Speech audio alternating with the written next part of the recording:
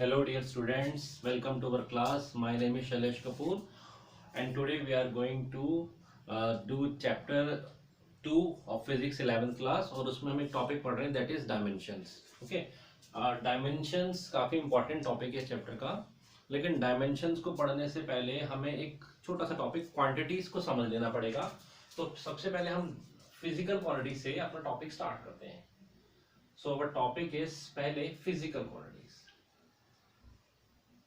Physical quantity. Okay, क्या होती हैं फिजिकल क्वांटिटीज? देखिए, शुरुआत से ही हमें अपने आसपास में नेचर से में चीजें दिखती थी और हम उन चीजों को कुछ नाम से बुलाना चाहते थे. ठीक है, अगर मुझे आपको भी बुलाना पड़ेगा तो आपका भी एक नाम है.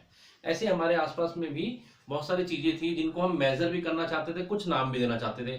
तो हमें उनके लिए नाम देने के लिए उनको एक क्वांटिटी से डिफाइन करना पड़ा. जैसे अगर मैं ये दोनों चीजों को कंपेयर करना चाहूं तो मुझे बोलना है कि एक बड़ा है एक छोटा है और उसको फिजिक्स की टर्म में स्पेसिफाई करना है, तो मुझे एक क्वांटिटी बनानी पड़ेगी. जैसे फॉर एग्जांपल मैं यहाँ पर लेंथ एक क्वांटिटी अगर बना दूं कि भाई एक की लेंथ है, इसकी लेंथ कम है, इसकी लेंथ ज्यादा, तो मेरे लिए डिफाइन करना आसान हो जाएगा. समझ रहे? ऐसे जब मैं इन दोनों को हाथ में लेता हूं तो मैं फील करता हूं कि हाँ, इसमें से कुछ कोई एक भारी है, कोई एक हल्का है. तो हम एक क्वांटिटी की बात कर रहे हैं, we are talking about mass. लेकिन कभी तो स्टार्टिंग में इनको नाम देना पड़ा होगा, डिफाइन करना पड़ा होगा. ठीक है ना?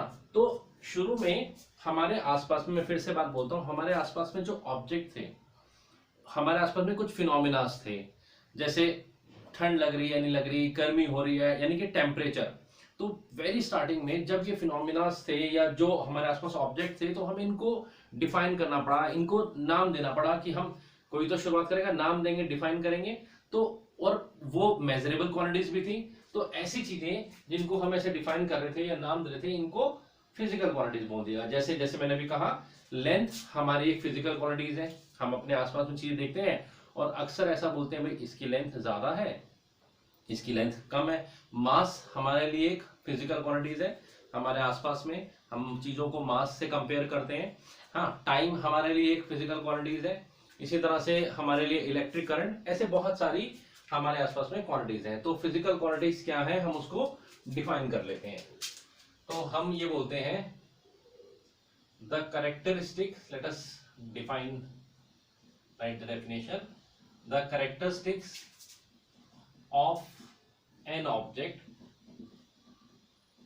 और phenomenas.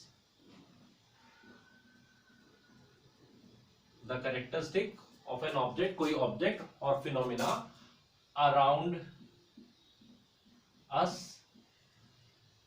And which can be measurable, है ना? विच कैन बी मेजर्ड, जिनको हम मेजर भी कर सकते हैं. तो वो जो कैरेक्टरिस्टिक्स हैं, we should underline the characteristics object के या फिनोमिना के. हमारे आसपास में जो ऑब्जेक्ट हैं उनके कैरेक्टरिस्टिक्स हैं, चाहे ऑब्जेक्ट हो चाहे फिनोमिना के, जिनको हम मेजर कर सकते हैं, उन्हीं को हमने कहा आर कॉल्ड फिजिकल क्वांटिटीज. उनको हमने फिजिकल क्वांटिटी से डिफाइन कर दिया. ओके,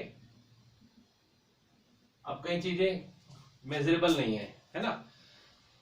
हमारी मदर हमसे कितना लव करती है, अभी ये कोई मेजरेबल क्वांटिटीज है? नहीं, मेजरेबल नहीं है, तो उसको हम फिजिकल क्वांटिटीज में नहीं डालेंगे. ठीक है ना? आपकी और किसी आपके फ्रेंड की कितनी गहरी फ्रेंडशिप है, फ्रेंडशिप को भी मेजरेबल क्वांटिटीज में डाल सकते हैं. तो हम उनकी क्वांटिटीज की बात कर रहे हैं जिनको हम मेजर भी कर सकें. चीजों में, अपने आसपास की चीजों में आप ध्यान से देखिए, तो उनमें कुछ कैरेक्टरिस्टिक्स हैं, कुछ क्वालिटीज हैं. उन कैरेक्टरिस्टिक्स और क्वालिटी को हम मेजरेबल भी कर सकते हैं, तो उनको हमने नाम दिया है फिजिकल क्वांटिटीज. जैसे अभी मैं डिस्कस कर रहा था, मास एक फिजिकल क्वांटिटी है, मास ऑब्जेक्ट का मास. लेंथ एक फिजिकल क्वांटिटीज है. टाइम, स्पीड, ऑब्जेक्ट की स्पीड हम कैसे डिफाइन करेंगे, स्पीड एक फिजिकल क्वांटिटीज है.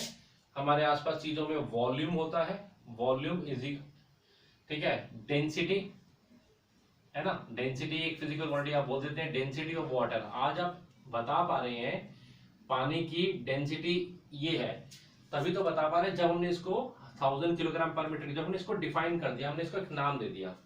तो this is known as physical quantities. हमारे आसपास में जो ऑब्जेक्ट है या जो फिनोमिना है उनमें जो करेक्टरिस्टिक्स हम देख रहे हैं, खास बात जो देख रहे हैं, मेजर भी करना चाहते हैं, तो हमने नाम दे दिया फिजिकल क्वालिटीज का। ठीक है, ठीक है, ये फिजिकल क्वालिटीज हो गई। डायमेंशन के लिए हमें पढ़ना पड़ रहा है। ओके, फिजिकल क्वालिटीज को हमने कैसे क्लासिफाई किया, तो फिजिकल क्वालिटीज को हमने फर्दर दो कैटेगरी में क्लासिफाई किया। फिजिकल क्वालिटीज को हमने आगे दो कैटेगरी में क्लासिफाई किया है। एक फिजिकल क्वालिटीज होती हैं फंडामेंटल क्वालिटीज। एक टाइप ऑफ फिजिकल क्वालिटीज कौन सी है? Fundamental qualities. Okay, and second type of physical qualities जो नंबर में बहुत ज्यादा है, they are known as derive qualities. क्या होती हैं जी फंडामेंटल क्वालिटीज और क्या होती हैं डिराइव क्वालिटीज? फंडामेंटल क्वालिटीज क्या है?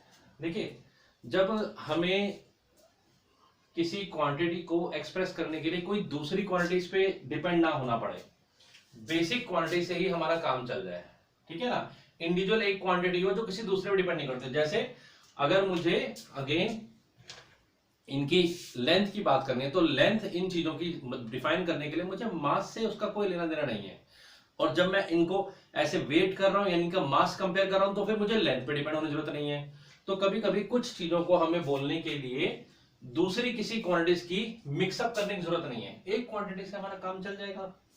जैसे अभी यहां पर मैंने स्पीड लिखा था, अगर आप किसी चीज की स्पीड को डिफाइन करना चाहते हैं तो स्पीड बेसिकली डिस्टेंस और टाइम पे डिपेंड कर रही है।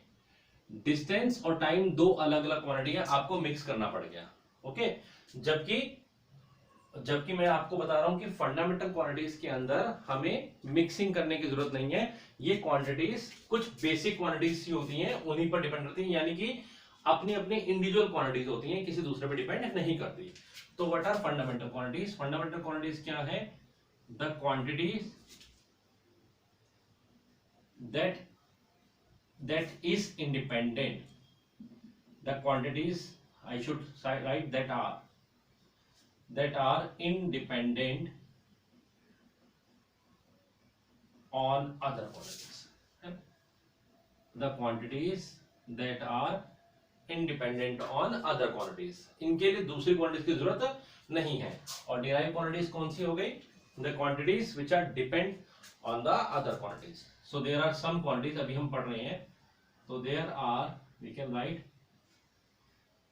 some quantities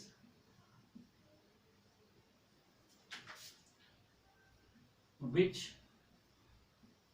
depends on other quantities. There are some quantities which depend on the other quantity. जैसे speed, it depends distance or time, or I should write there some quantity which depends on two or more. Better है message के लिए two or more fundamental quantities. Fundamental quantities पर ये quantities depend करती हैं। Okay, ये independent है, ये उन पे डिपेंड है। फंडामेंटल क्वांटिटीज कितनी होती हैं? तो हमने ऐसा ऑब्जर्व किया है कि हमारे पास, हमने बनाई है, बल्कि ऑब्जर्व क्या किया हमने, 7 फंडामेंटल क्वांटिटीज बना रखी हैं। There are 7 fundamental quantities. हाँ, 2 इसके साथ में सप्लीमेंट्री क्वांटिटीज भी हमें स्टडी करनी है। फंडामेंटल 7 क्वांटिटी है जिससे हमारा सारा काम चल जाता है, और हमारी 2 सप्लीमेंट्री क्वांटिटीज भी है। जबकि डिराइव क्वांटिटीज अनलिमिटेड है, इनका नंबर बहुत ज्यादा है, बहुत सारे क्वांटिटीज हैं। ओके, देखते हैं फिजिकल क्वांटिटीज के क्या क्या टाइप्स हैं। तो let us study the types of physical quantity, fundamental quantity, sorry, fundamental quantities. Okay, physical quantities को हमने फंडामेंटल और डिराइव 2 कैटेगरी डिवाइड किया है। तो फंडामेंटल क्वांटिटीज यानी कि जो बेसिक 7 क्वांटिटीज हैं, ये कितने नंबर में है? 7 इन नंबर्स में। 2 सप्लीमेंट्री क्वांटिटीज है, वो अलग से पढ़ेंगे। ओके, तो सबसे पहले कौन सी क्वांटिटी है? फर्स्ट क्वांटिटी है हमारे पास मास। ये क्वांटिटी लिख रहे हैं यहाँ पर हम यूज करेंगे उसका ऐसा यूनिट, और साथ में लिख लेंगे सिंबल। ओके, साथ के साथ जो फंडामेंटल क्वांटिटीज हैं उनकी बात करें। मास के लिए ऐसा यूनिट क्या होती है? मास के लिए ऐसा यूनिट इज किलोग्राम, और symbol KG. Second length, length भी एक फंडामेंटल क्वांटिटी है। आप लेंथ को किसी और टर्म में एक्सप्रेस नहीं कर सकते, किसी और क्वांटिटी में एक्सप्रेस नहीं करते। अगर आपको लेंथ की बात करनी है तो आपकी मजबूरी, आपको लेंथ बोलना ही पड़ेगा। आप लेंथ के लिए मास या कोई और क्वांटिटी यूज नहीं कर सकते, तो इसको फंडामेंटल बनाना पड़ेगा। ओके, लेंथ के लिए ऐसा unit is metre and symbol we use is M. Then we have time, this is also a fundamental quantity. Time को भी हम किसी और चीज में एक्सप्रेस नहीं कर सकते। कैसे बोलेंगे हम, ठीक है ना? अगर हमें 1 घंटे के लिए कहीं जाना है, ठीक है, तो हम उस बात को 1 आवर को मीटर के टर्म में या मास के टर्म में नहीं एक्सप्रेस कर सकते। हमें बोलना ही पड़ेगा, हमारे पास एक कंपल्शन है कि हमें बोलना ही पड़ेगा, अच्छा मैं 1 आवर में मिलता हूँ। क्या हम बोल देंगे 1 मीटर में मिलता हूँ? बोल सकते हैं? नहीं बोल सकते ना। तो ये एक फंडामेंटल क्वांटिटी हो गई। टाइम, टाइम के लिए ऐसा यूनिट हमारे पास हो गई सेकेंड, और इसका सिंबल हम ऐसे रिप्रेजेंट करेंगे। देन हमारे पास फोर्थ फंडामेंटल क्वांटिटी है टेम्परेचर। टेम्परेचर की ऐसा यूनिट हो गई हमारे पास केल्विन, सिंबल हम यूज करते हैं के। देन वी हैव हमारे पास quantity of matter, quantity of matter है ना, किसी मैटर में क्या क्वांटिटी है, कितना अमाउंट है, उसके लिए हम यूज करते हैं ऐसा यूनिट इज मोल, सिंबल हम यूज करते हैं mole. Then we have electric current, this is also a fundamental quantity. Electric current को हम किसी और टर्म में एक्सप्रेस नहीं कर सकते। इलेक्ट्रिक करंट के लिए ऐसा यूनिट होती है एम्पियर, और सिंबल हम यूज करते हैं A. Then we have luminous intensity, कितनी लाइट कोई ऑब्जेक्ट दे सकता है। जैसे अगर हमारे घर में या रूम में एक ट्यूब जल रही है और एक सन की लाइट को हम कंपेयर करें, तो सन की लाइट को रिलीज करने की कैपेसिटी या ल्यूमिनस इंटेंसिटी बहुत ज्यादा है।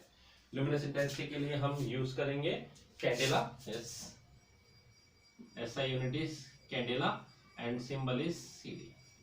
ओके, तो 7 फंडामेंटल क्वांटिटीज हैं, और उसके अलावा 2 सप्लीमेंट्री क्वांटिटीज बाद में और बनाई गई, उनको हम यहां नोट कर लेते हैं। 7 फंडामेंटल क्वांटिटीज जिससे हमारा काम चल रहा था, और उसके बाद we have 2 supplementary quantities. Supplementary quantities जो बाद में बनाई गई। ओके, फंडामेंटल क्वांटिटीज से हमारा कुछ काम चलने लग गया, हम चीजों को क्लासिफाई करने लग गए, हम चीजों को समझने लग गए, मास की यूनिट मिल गई, हम लेंथ को। लेकिन कुछ क्वांटिटीज बाद में होने की बात पड़ी, जैसे सप्लीमेंट्री में पहली क्वांटिटी है एंगल, और you can say plane angle. Simply plane angle से आप क्या समझते हैं? एंगल बिटवीन 2 लाइंस 2D में, ये इस तरह से हम बात करें, this is the plane angle represent by theta, and you know that angle is equal to arc length upon radius. ये इसका हम फॉर्मूला यूज कर लेते हैं। थीटा की ऐसा यूनिट रेडियन है, और शॉर्ट में हम RAD ऐसे सिंबल इसका यूज कर लेते हैं। ओके, प्लेन एंगल, जो angle between 2 lines. Then we have a solid angle. Solid angle क्या है? ये नया कंसेप्ट, नया चीज है, इसको सीख लेते हैं। सॉलिड एंगल क्या है? यूं सोचिए, इमेजिन कीजिए एक स्फीयर, और स्फीयर के सेंटर से अगर 3D में हम उसकी सरफेस पर, इमेजिन कीजिए अगर स्फीयर के सेंटर से हम 3D में उसकी सरफेस पर एक एंगल बनाए, 3D में, नॉट 2D में, 3D में। यही सोचिए मेरे पास एक लाइट है, और मैं लाइट को आपकी तरफ भेज रहा हूं, तो लाइट ऐसे 3D में इस पूरी सरफेस को कवर करके चलेगी। ओके, तो वो जो एंगल पूरी सरफेस पे बनेगा, that is called solid angle. कैसे दिखाएंगे सॉलिड एंगल को? ये हम सॉलिड एंगल दिखाना चाह रहे हैं, और यहाँ पर एक सरफेस है। ओके, तो सॉलिड एंगल को नॉर्मली ओमेगा से इस सरफेस को एस से रिप्रेजेंट कर देते हैं। अगर एक छोटा सा एंगल है तो we can also write D omega is equal to D S upon R square. Solid angle क्या है? एक कोन, जो एंगल कॉनिकल शेप में जो बन रहा है एक सरफेस पे, that is called solid angle. और सॉलिड एंगल की यूनिट हम क्या मेजर करते हैं? स्टेरेडियन। यूनिट इज स्टेरेडियन, और सिंबल SR। ओके, तो ये हमारी 7 फंडामेंटल क्वांटिटीज, और 7 हो गई हमारी, तो 2 हो गई हमारी सप्लीमेंट्री क्वांटिटीज। ठीक है, चल आगे चलते हैं इसके बाद। ओके, तो ये फिजिकल क्वांटिटीज का जो हम टॉपिक कर रहे थे, इसके पीछे हमारा पर्पस था, हम डायमेंशन सीखना चाहते थे। Okay,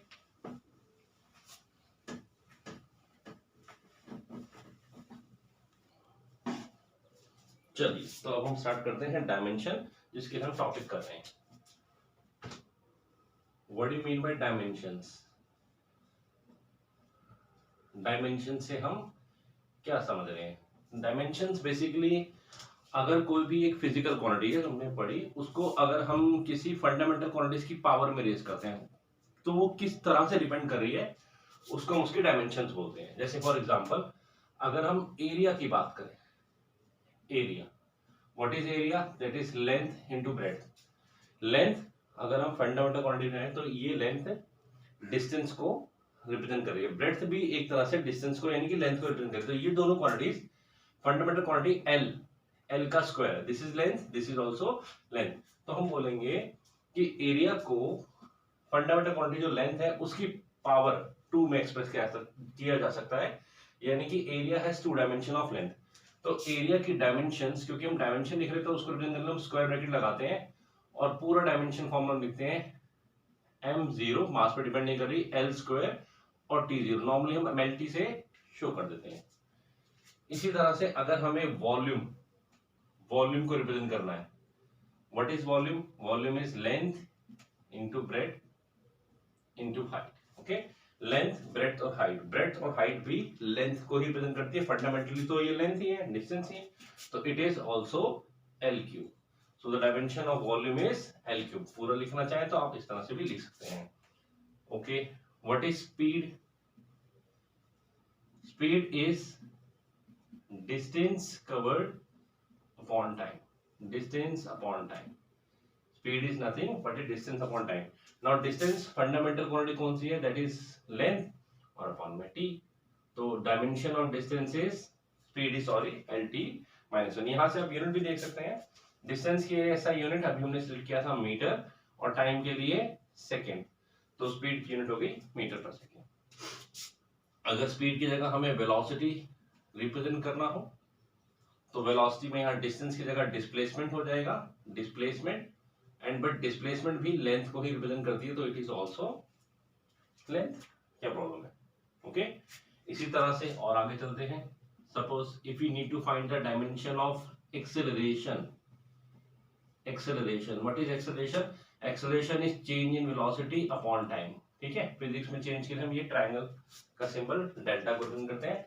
change in velocity is velocity, change in velocity है तो वेलोसिटी, और वेलोसिटी का डायमेंशन ऊपर लिखिए हमने lt minus 1 upon T is equal to lt minus 2। Okay, पूरा लिखना चाहे, मास को दिखाना है तो ये m0 lt minus 2।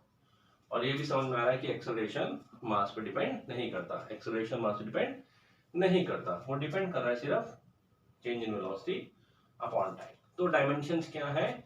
Dimension basically power है, कोई क्वांटिटी किसी फंडामेंटल क्वांटिटीज की किस तरह से पावर रिप्रेजेंट करती है, उसको हम उसकी क्या बोलते हैं? डायमेंशन। नोट कीजिए, मैं डेफिनेशन लिखवाता हूं। द डायमेंशंस क्या लिखें हम?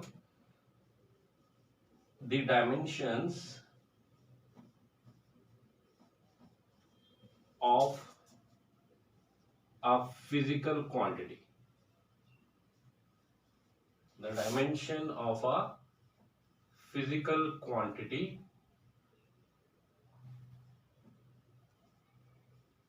are the powers,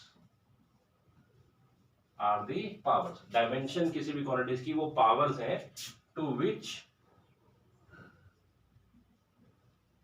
the fundamental quantities can be raised।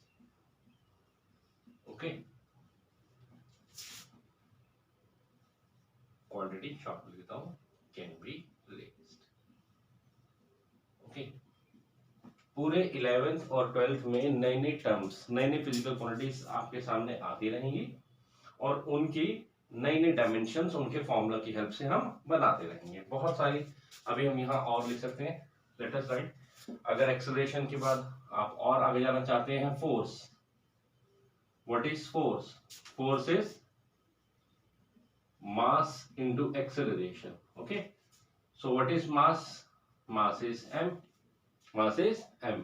What is acceleration? अब acceleration के dimension हमने निकाल लिए, हमें याद भी नहीं चाहिए, that is lt minus u. तो this is dimension of force. ठीक है ना, हमें कैसे पता लगेगा? डायमेंशन पूछ रहे हैं तो हम ऐसा स्क्वायर ब्रैकेट इसके लिए यूज करते हैं.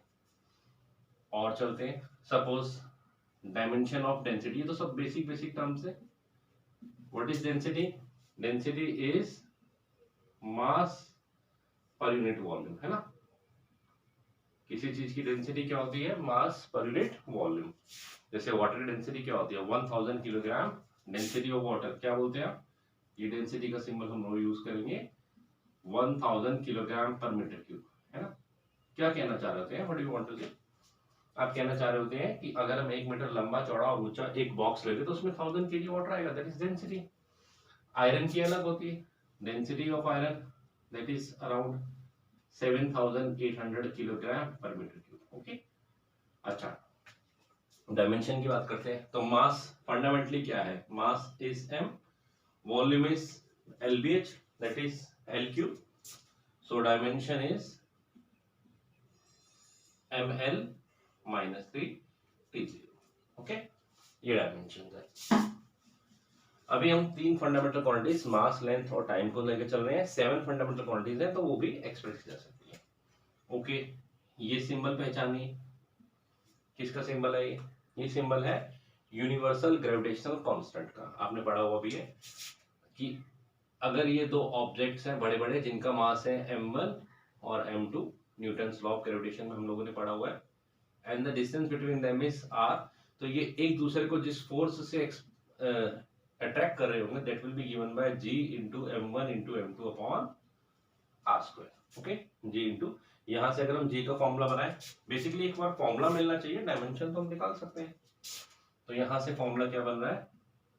f into r square upon m1 into m2. f into r square upon m1 into m2. चलिए डायमेंशंस डाल लेते हैं. Force, mass into acceleration. Force की तो याद कर लीजिए, बनाई है हमने, that is mlt minus 2 into r square that is l square upon में m square.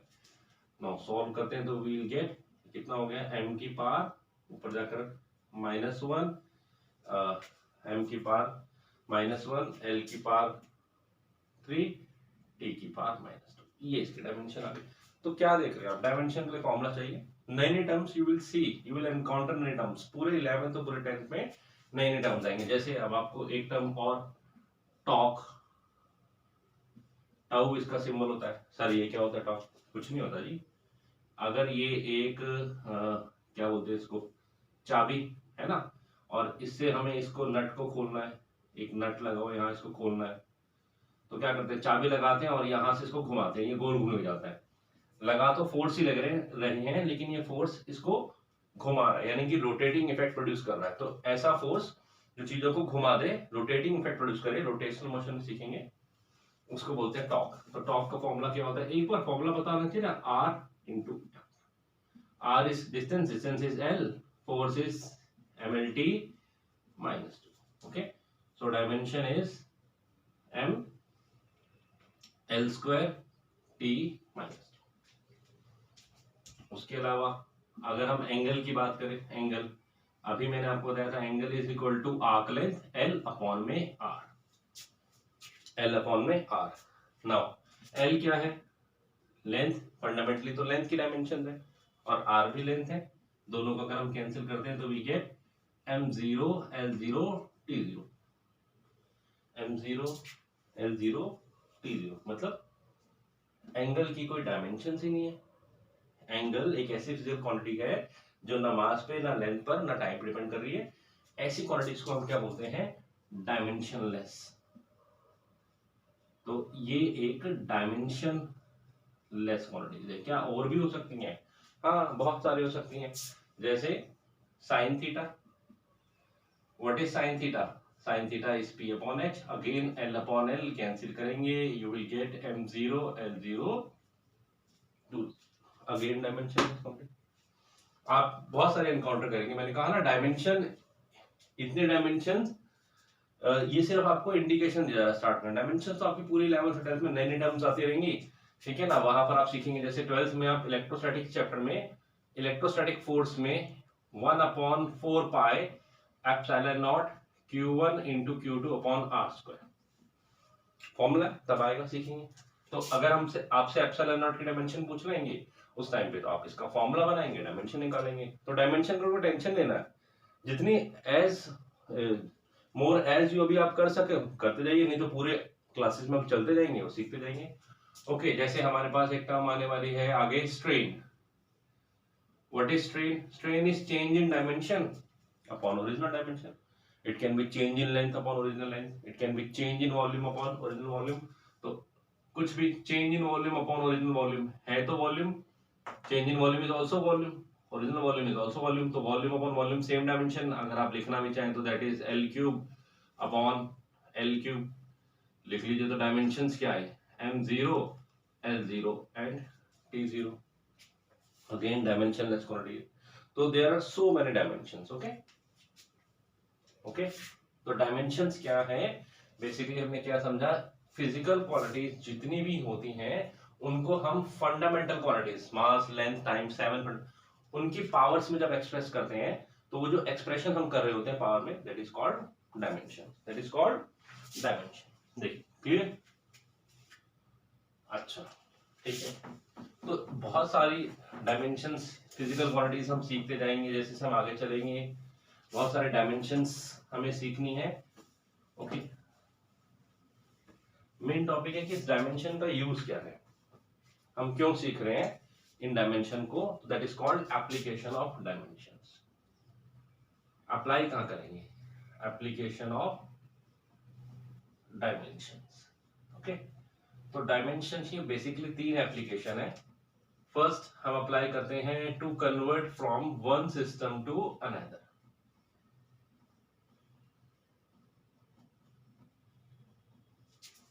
One system to another. Okay, अगर हमें एक पर्टिकुलर सिस्टम से दूसरे सिस्टम में जाना है, जैसे आप सिस्टम्स आपके पास CGS सिस्टम है, MKS सिस्टम है, ओके, FPS सिस्टम है, SI सिस्टम है, तो किसी भी एक सिस्टम से दूसरे सिस्टम में जाना है, उसकी वैल्यू को फाइंड आउट करनी है, तो हम इसको यूज कर सकते हैं। जैसे फोर्स की अगर हम बात करें तो फोर्स की यूनिट होती है न्यूटन, SI सिस्टम में।